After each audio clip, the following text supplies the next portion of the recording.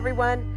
We are here at the home of Tobin James on Vineyard Drive in Paso Robles, which is sort of the rodeo drive of Central Coast wine country. Some of the best grapes come from here, and some of the best winemakers live along here and serve up their wines here. And Tobin James, you're kind of king of the hill up here. It looks like something out of a postcard, doesn't it? Yeah.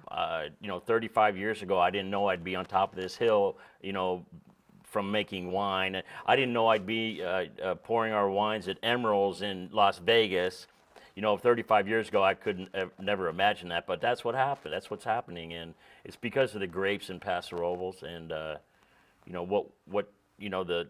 reputation we have now. Yeah, and the winemakers who know how to do what they're doing, and this is a perfect segue to what we're about to do is Taste Your Five, which is, I know, like you say, you're not supposed to say who your favorite child is or what your favorite wine is. This is my favorite wine at Tobin James, and it's a blend.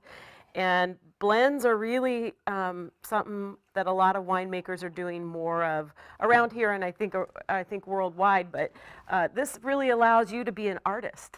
Yeah, this is a wine. This is what I think winemaking is all about is blending. Whether it be let's say Zinfandel.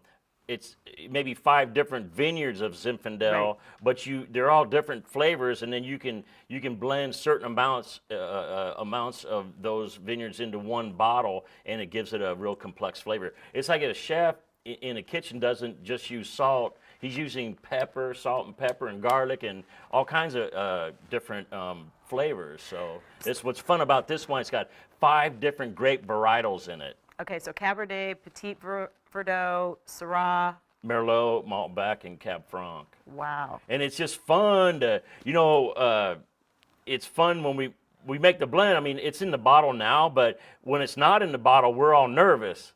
Because it's in the bottle now and everybody likes it, but can you imagine, before it goes right. in the bottle, you're hoping everybody likes it, but not everybody does, so it's like, woo.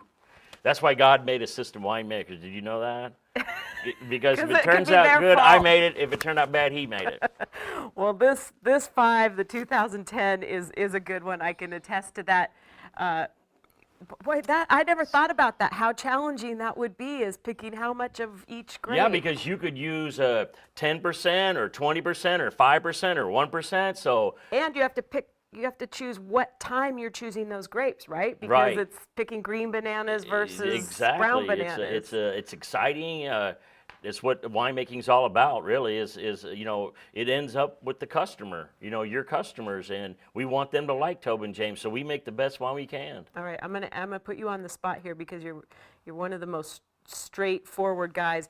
I think that there is some thought in the wine world that blends are kind of leftovers. When you have a little bit of cab left, you have a little bit of this left, you put them all together and you make a blend.